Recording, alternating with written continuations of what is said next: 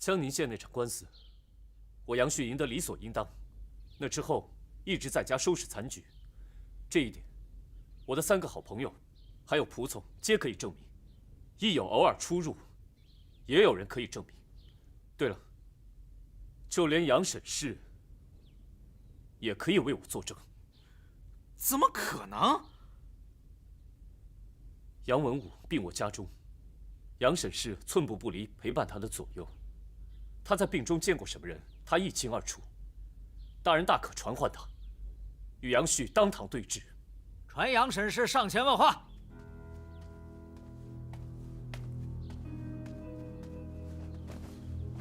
民妇杨沈氏见过许大都督，见过主审大人。杨沈氏，本官问你，在你夫婿卧床期间，可曾见过杨旭？回大人，不曾。哦，那如此说来，杀害你夫君的真凶便不是杨旭。大人，分明是杨旭打伤我夫君在前。若不是他，我夫君怎会心脉受损，又何至于暴毙身亡？沈娘莫急，我这第3遍是要找出杨文武的真正死因，还死者一个清白，也还我自己一个清白。大人，杨旭恳请当堂验尸。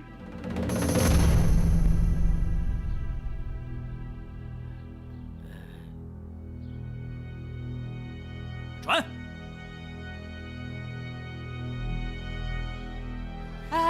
我跟你们说啊，杨旭他要当场验尸啊！哎呦，胆子这么大呀！真的？还是去看看吧。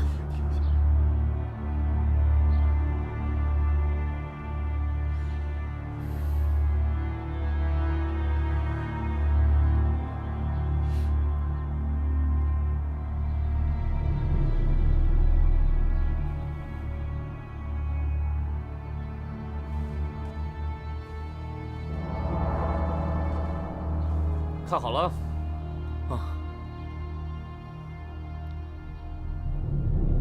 禀告大都督，主审大人，尸体已勘验完毕。什么结果？回大都督的话，死者确实是猝死无疑。据《洗冤集录》所记，死者眼开而睛突，口鼻内皆有清血水痕迹，满面血印而赤黑，估计死者生前有被外物压塞口鼻。还有卑职在死者的鼻腔之内发现了些许颗粒，初步判断是夹竹桃的花粉，此花粉性毒，易使心脉受损之人得心悸猝死。知道了，你先下去。是，大人。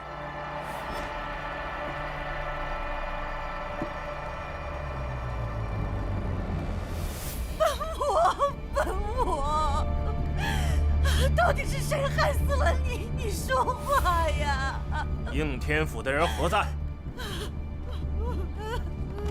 参见都督大人。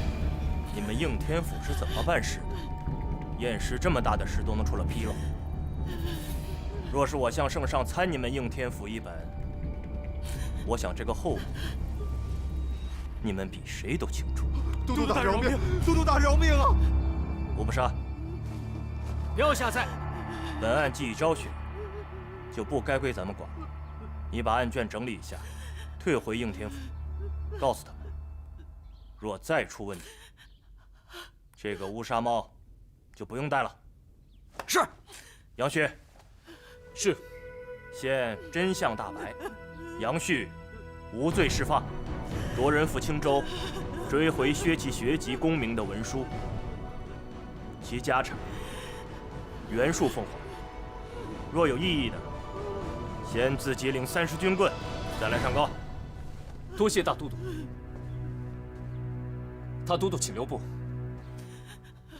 杨旭还有一事，想请大都督为我作证。说。我本无意与家族邻里作对，只是他们咄咄相逼，千方百计想要置我于死地。今日不是你杨家除我杨旭之名，而是我杨旭脱离莫离杨家。从今以后，我杨旭遵循母系下士，单自一个寻，寻者，海泽也。海纳百川，有容乃大。之前发生过所有的事情一笔勾销。从今以后，再如此，我夏雪必定加倍奉还。我杨家也不需要你这无地子孙。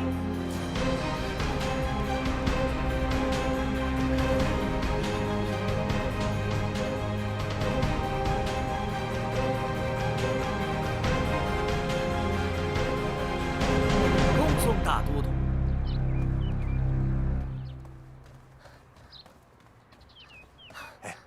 杨旭这命啊，可真大呀！就是啊，他还敢当场验尸呢。对呀，两位大哥，小女子冒昧问一句，这案子结果到底怎么样了？放人了呀！那杨旭自省验尸，以证清白，徐大都督处事公断，当场就把他判无罪释放了。那个杨旭长什么样子啊？你们见着他了吗？那离得老远，哪看得清啊？姑娘要是早点来，或许还能亲眼看到。现在人家早就走了。啊，谢谢。走走走。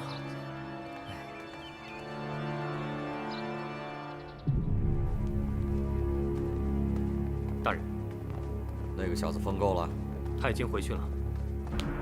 好，我知道了。对了，大人，虽然那个夏寻已经脱离了杨家，可是他还是没有把杨宇供出来。优柔寡断、恻隐之心，我锦衣卫由来就不需要。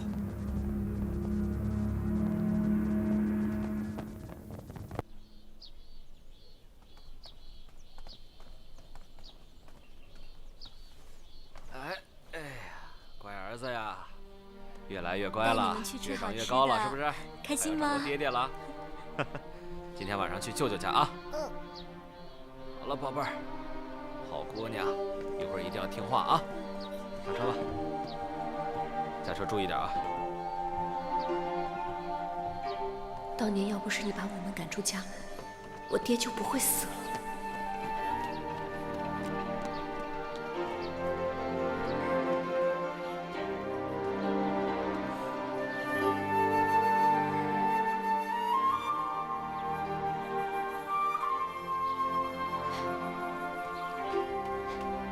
婶婶，药我买回来了，谢谢回来了。哎，这些天真是太麻烦你了。麻烦什么呀？这都是我应该做的。叔叔身体好些了吗？好多了。哦，对了，谢谢，你上次帮我们卖的那个瓶子，卖多了，那瓶子值不了几个钱，咱不能多拿人家钱，不是？哎呀，婶婶，你就拿着吧。当初我和我爹落难，只有您肯帮助我们两个。太太们，求求你了，太太们，太太们，救救我爹吧！婶婶，救救我爹吧！救救我爹吧！我爹生病了，婶婶。来，慢点啊，慢点。来，快把药给你爹拿去吧啊！谢谢婶婶，谢谢婶婶。快去吧，快去吧啊！虽然说那碗药我爹没有来得及喝，但是您的救命之恩，我永远不会忘记的。那我就先走了。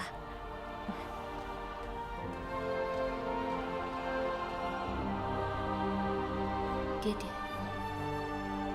要是您还活着，那该多好啊！还有呢，你们听说没有？客官请。那个谢世豪谢员外的生源呀，也是花钱买来的。真的？你想啊，生源不用交赋税啊，这谢员外家也不交赋税，这岂不是只进不出？这谢员外就跟那貔貅一样，只吃不拉。胡说八道什么呢？是不是胡说八道？公堂上走一遭便知。你是谁啊？叔父，我是谢谢啊。当年你冤枉我偷了你的珠宝，把我和我病重的老父亲赶了出去，你不会不记得了吧？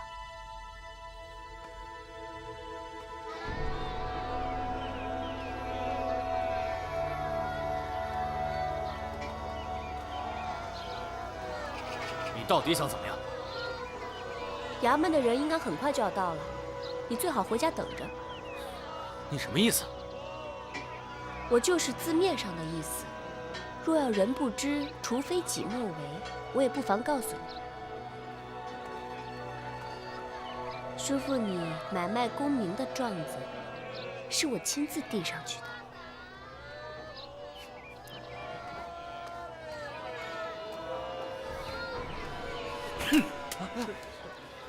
老爷息怒啊！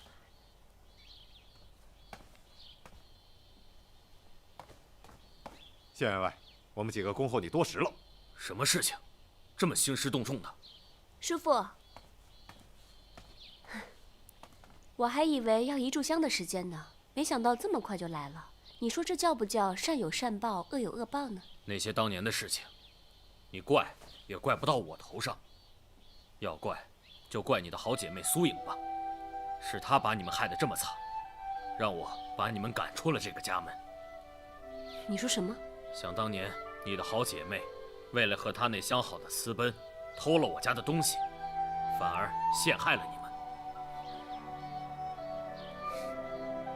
就算如此吧，其实你早就想赶我们出去了，有没有苏颖其实都一样。不过呢，看到叔父今天这个样子，不知道为什么，我觉得特别的解气。别说那么多了，带走。走，走。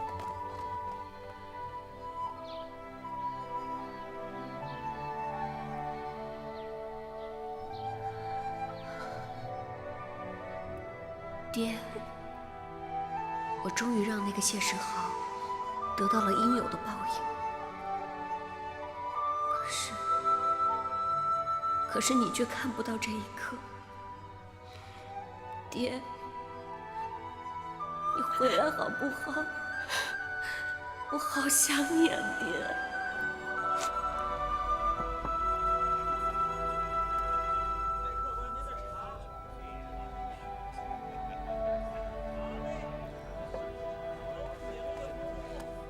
谢姑娘，这么巧啊？是你？是啊。姑娘好记性啊。客官，您要喝点什么？我就和这位姑娘喝一样的。好嘞。啊，既然喝一样的，那添个杯子就行了。啊，谢谢。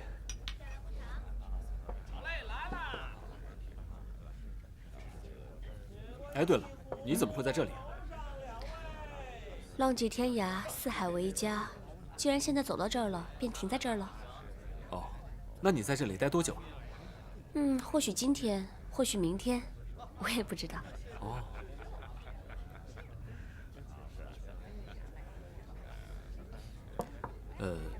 谢姑娘，季某有件事，不知当讲不当讲？跟我讲吗？说吧。其实，在北平第一次见到谢姑娘，季某就觉得谢姑娘美若天仙。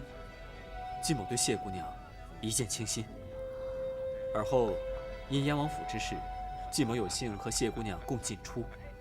季某发现，谢姑娘虽然，言语犀利，但却是一个热心肠之人。季某对谢姑娘更加倾心。如果有幸可以和谢姑娘共结连理，那季某……等一下。怎么了？实在是抱歉啊。我知道季大哥是好人，可是我还在母亲腹中的时候就已经被许了人家了，所以季大哥你一表人才，一定能够找到更好的。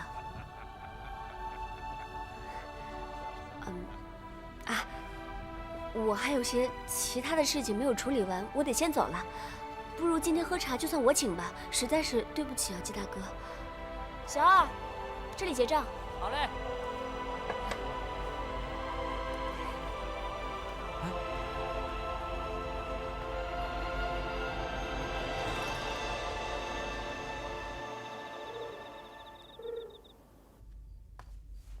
哟，我说季老弟为何不愿意与我们在一起了？原来是在这里一个人独享佳酿啊！唉，怎么了，季老弟？为什么事情烦恼啊？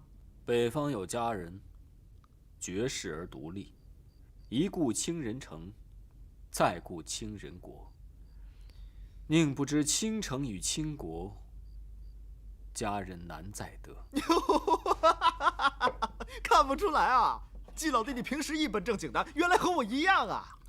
呀，不知道是哪家的千金如此有幸，能成为季老弟口中的佳人呢？我今天见到他了，我也跟他表明了心迹，可没想到，人家有婚约在身。有了婚约又如何？不是还有解除婚约的吗？哎呀，高门大户就有些麻烦，但如果只是小门小户，那就简单多了。你既有功名在身，再谋个官职，小门小户恐惹官非，还不乖乖把婚书双手奉上，到时候你就和那佳人比翼双飞吧。哎，可是现在补缺从事，这得等到何年何月？哎呦，在这里当然排不到了，要排得去北平。再说北平有燕王在，都有个照应啊。西门兄妙计呀！我明日一早就启程。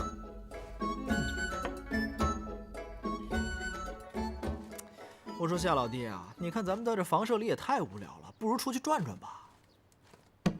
也罢，这整日待着，人都倦怠了，转转也好。哎呀，我看你是没工夫闲着了，你身上还有大事要办。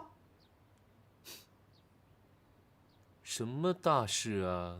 娶亲呐！那是杨旭的事，又不是我的事。个中曲折你也说不清楚，人家可是认定了是你。我倒也听杨家管事提起过，说这个杨旭定了娃娃亲的姑娘，叫那个谢露缇，年方20，正是娇艳欲滴的好时候啊。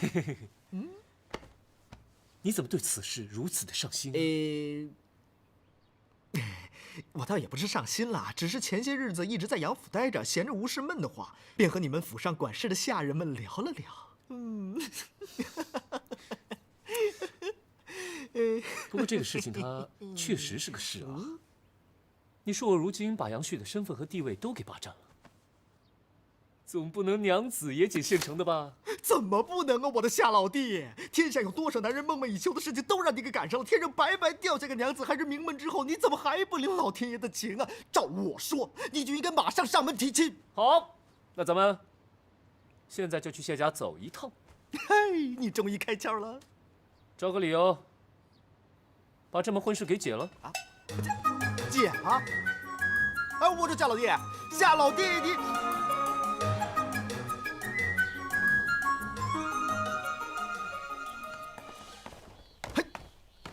哎，怎么样啊？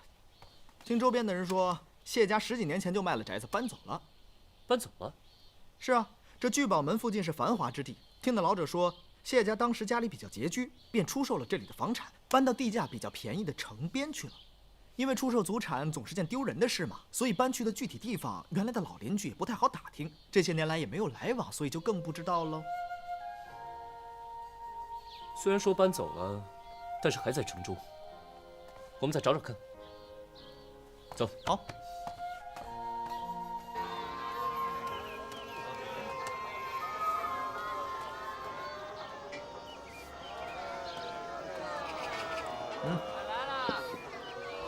如何呀？这谢家也真是够惨呐！家道中落之后，谢家老爷夫人双双去世，就留下那个独女谢露缇。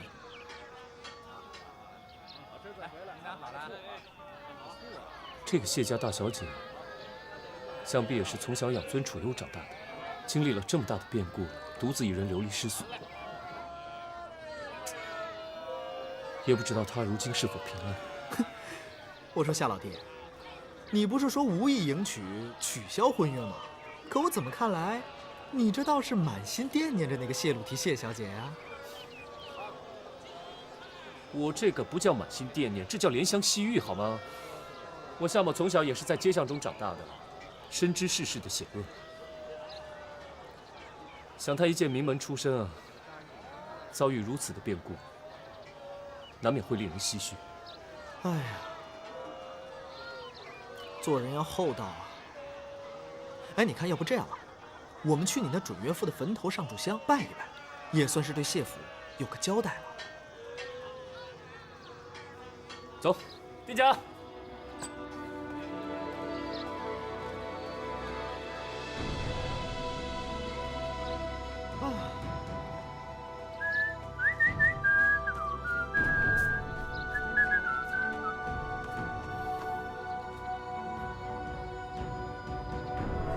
怎么了？这怎么有个姑娘？过去看看。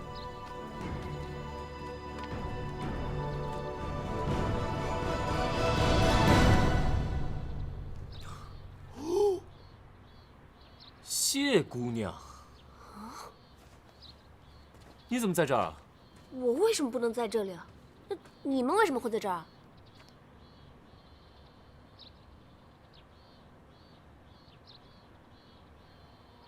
冒昧的问一句，谢姑娘和这一位是什么关系啊？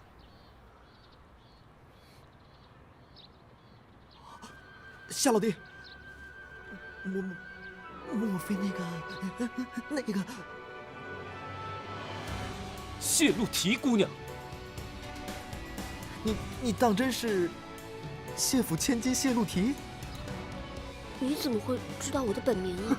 可是那雨飞二字，那是我为自己取的小字。谢姑娘在儿时的时候，是不是父辈曾经为你许下过一门亲事？是一门娃娃亲，对方叫杨旭，是这样吧？你是怎么知道的？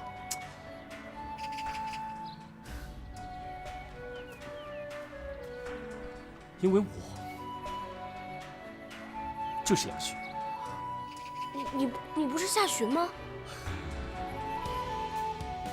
因为我和家里边闹翻了，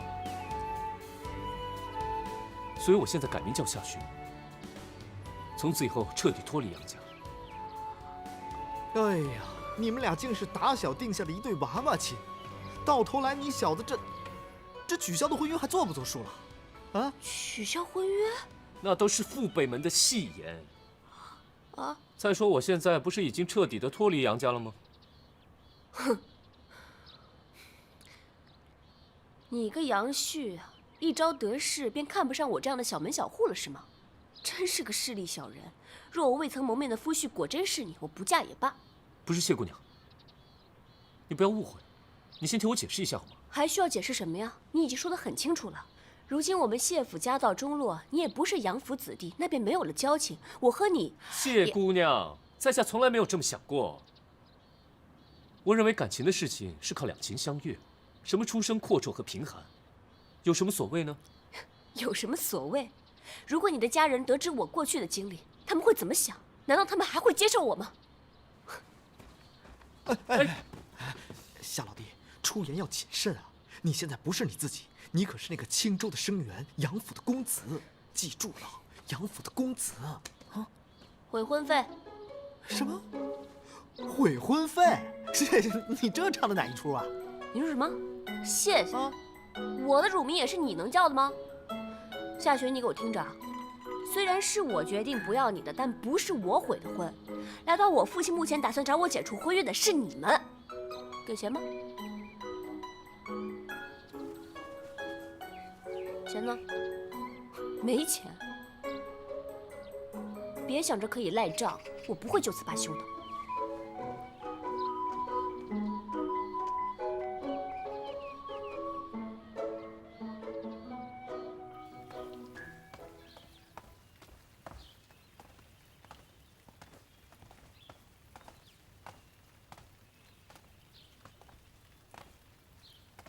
嘿，还真不拿自己当外人啊！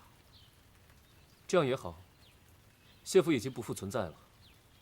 她一个弱女子，你让她去哪儿？看好就让她在这夏府好好待上几日吧。这么说，你这是怜香惜玉了？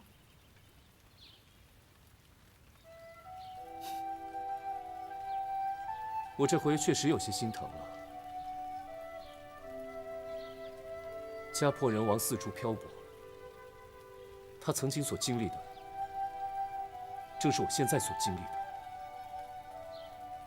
我怎么会不懂呢？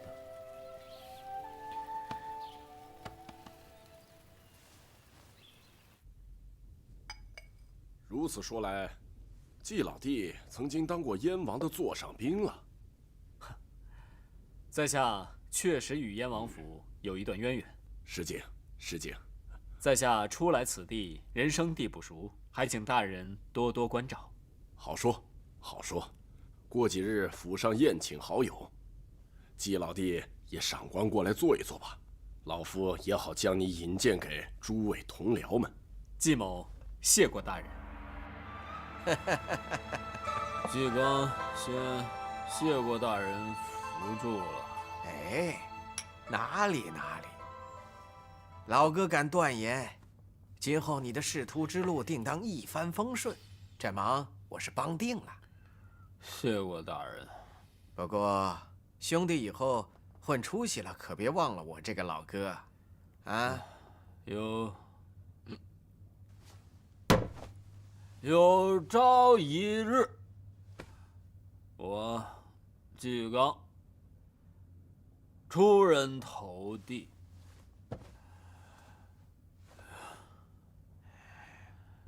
谢雨菲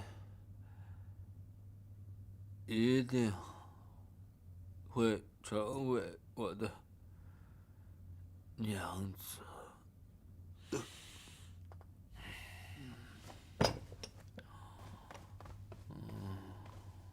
季公子，季公子，老爷这小子闹了半天，挖空心思想往上钻，到头来都只是为了一个女人。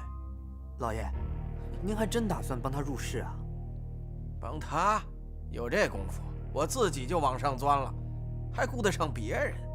这小子年轻，不懂官场险恶，还以为兄弟义气在什么地方都吃得开呢。行了，就把他扔在这里，谁让他喝得烂醉如泥呢？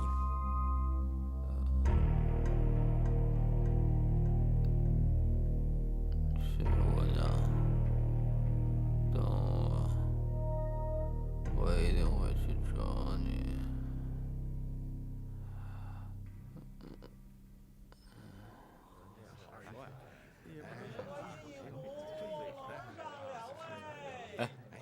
关于谢姑娘，你打探的如何了？这谢府啊，潦倒多年了，远亲近邻早已四散到各处，这10几年的亲事，实在很难打听到什么。啊，你也不必太过失望，这娃娃亲呀，长久得很。如今时过境迁，说不定这谢姑娘的未婚夫早就忘了这门亲事了。不过，你对这谢姑娘倒是也有心了，想必她呀，一定会被你的真心所打动的。来，见你吉言，你这一路四处打听，也是辛苦了。大家同窗一场，帮你还不是应该的吗？不过一路上也没受什么苦，就是回来的时候碰上凌霄帮闹事，耽搁了好些功夫呢。凌霄帮？是啊，这帮人现在是越来越猖獗了，恐怕过不了多久就要惊动应天府，惊动圣上了。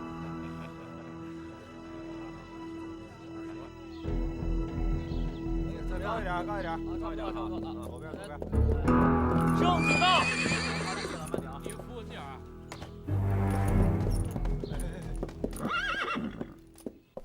哇，御前侍卫！嗨，哇什么哇？是御前3等带刀侍卫啊！御前3等带刀侍卫，啊，这夏老弟不是一飞冲天了？这3等带刀侍卫是多大的官衔呢？这个多大？啊，谢谢。什么时候进来的？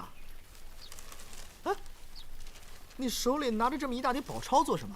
数钱呢？这是我的悔婚费。啊，这么多？这位是？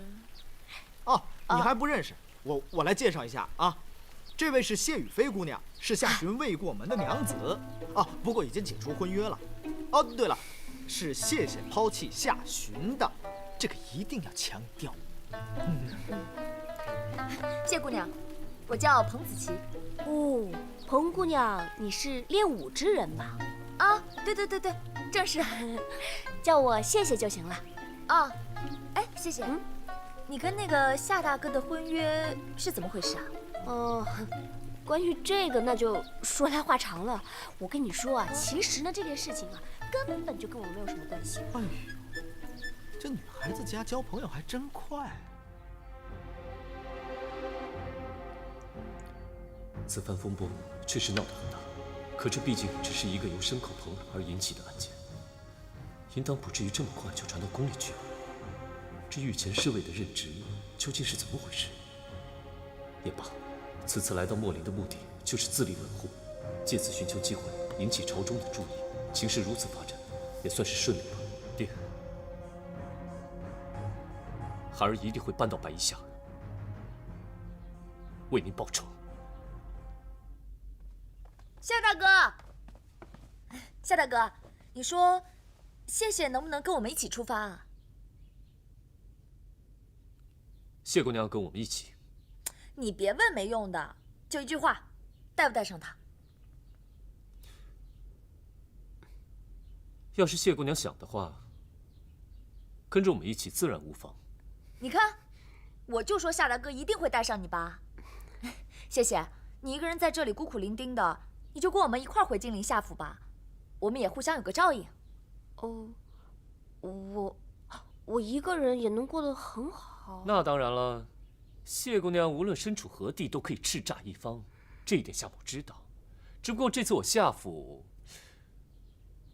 这个地方倒是有所不同。有什么不同啊？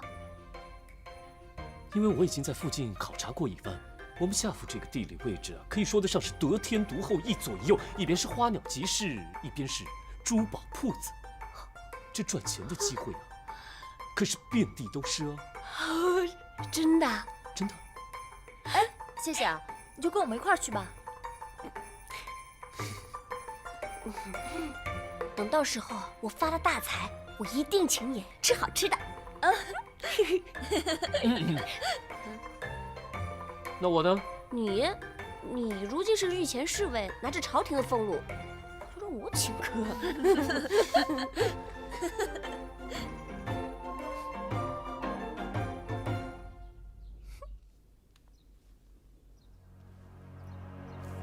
大骗子夏洵，你恐怕还不知道，你在墨林打赢了官司之后，黄子成再度联合文官，企图把事情闹大，甚至传到了皇上的耳中。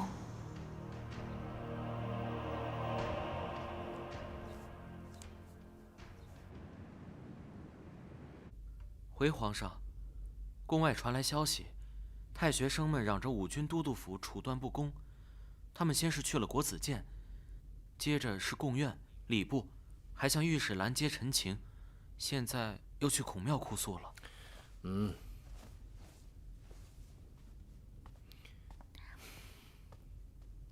黄大爷，到你了。哦。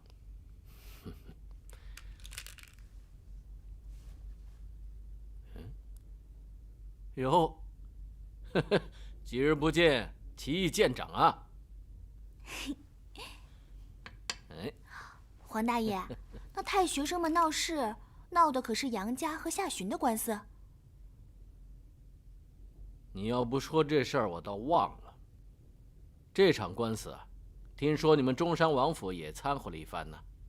文官闹事是黄子成在背后，那个叫夏洵的，又有你们中山王府撑腰。你要知道，我最见不得的，就是官员们在私下拉帮结派啊！小机灵鬼，不许在黄大爷面前装傻。说吧，这个叫夏洵的，跟你们中山王府究竟有什么关系啊？为什么你们要那么维护他呢？明儿这可是为了报恩呢。报恩？此话怎讲？那日我贪玩，去北平探望姐姐，狩猎的时候情形危急，夏洵他舍命救了我。哦，此事我倒是有所耳闻。原来救你的人就是夏洵呢。如此说来，你是为了报他的恩，这才请你的兄长出手相助。正是，我哥哥其实不认识夏寻，那个夏寻是明儿的朋友。明儿虽说是女儿家，却也懂得知恩图报的道理，欠人恩惠，自当报答。再说，明儿可不是不讲是非，助其为恶呀。那杨家人实在是欺人太甚了些。照我看来，夏寻更名换姓，彻底脱离杨家，实在是情理之中。小小的人儿，说话倒是挺有气魄的。黄大爷教得好。小机灵鬼真是会说话。这个叫夏寻的，可有官职吗？夏寻是青州的生员，我听说他也是锦衣卫的成员。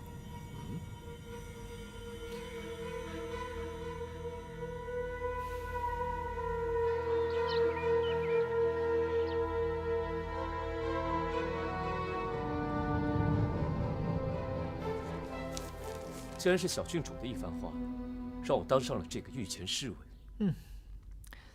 这小郡主还真厉害啊！皇上竟然对她言听计从。西门兄，你糊涂了。小郡主她哪有权利去插手朝中之事？皇上让我当上这个御前侍卫，是在和文官置气呢。这是什么意思啊？小郡主呢，固然在皇上面前为我说了不少好话，但是不至于让我这个小小的锦衣卫一夜之间栖身于朝堂之上。皇上是看不惯黄子成带着一群文臣闹事，所以呢，就封我做了这个御前侍卫，来为武官增势。这皇上果然不是一般人能做得了的，高，实在是高。朝中文官结党，他便提拔武官来分庭抗礼。你夏寻被那黄子成贬得一文不值，他偏要你处在那大殿上来煞上那些文官们的力气，果然是妙招。夏大哥，今天是你第一天上朝，可别迟到了。时辰到了，的确该走了。哇，这身官服也太适合你了吧，简直是英气逼人啊！是不是啊？谢谢。啊，想不到你穿上这身飞鱼服，还真是人模狗样的嘛。你这狗嘴里还真吐不出象牙了。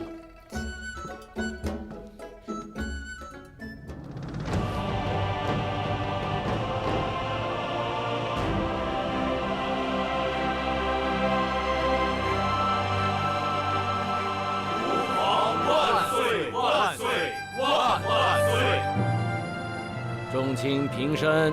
谢陛下。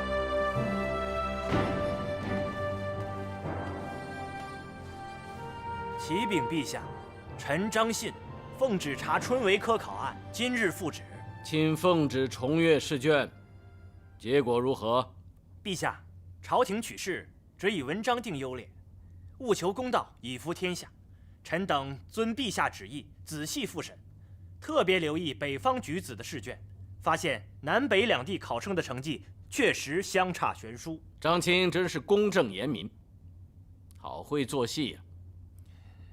朕呢，早就收到密奏，你和前任的主考官刘三五串通一气，就因为你在朕的身边行走，朕还不信。想不到，果如其言呐！陛下，这是蓄意污蔑。臣自受皇上斥责，禁足府中，不曾离开一步，如何与张信大人串通？北人不能上榜，非是我等舞弊，原因实则有三。原因为何？你且道来。其一，北方人不兴礼教，故而民间相学之风不盛。其二，相比南方，北方人贫者居多，故而求不起学。其三，帝都在金陵，北方人不熟悉科举制度，而南方举子耳濡目染。先生既知此情，为什么不特拨几名北方士子，以鼓励北人之亲呢？臣为国取材，只以试卷和文字优劣为标准，不以南人北人为依据，不管其皮弱根有。先生，依朕之见，不如就在北人当中择优选上几名，以安定人心，平息众怒，如何呢？会试榜次已定，当选之人名副其实，岂能更换呢？先生执意不换，这其中就无私情吗？那就请皇上再派第3拨人去查，连老臣一起查，臣光明磊落，有何惧哉？哼！翰林院官官相护，不以公正为怀，反而互相包庇。着刑部立即将张信、刘三五等人缉拿下狱，退朝。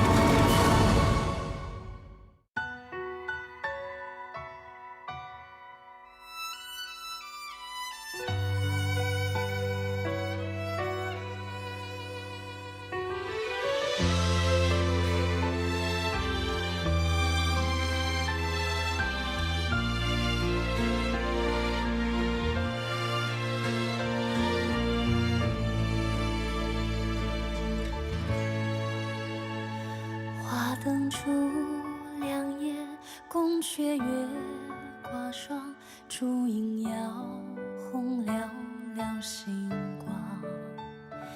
一人阁楼上，独醉忆他乡。夜雨听风望远方，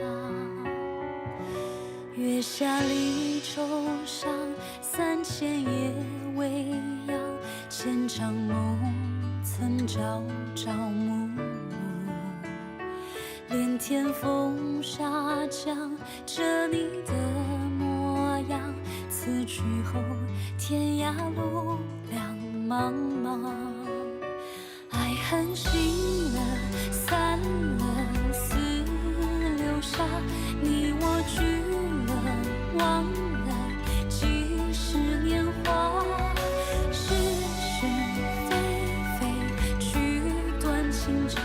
天各一方，难相忘。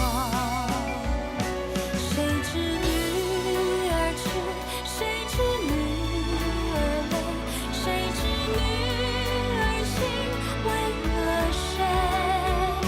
谁知女儿情，谁知女儿悲？红颜一梦，今世为谁醉？倾尽一生。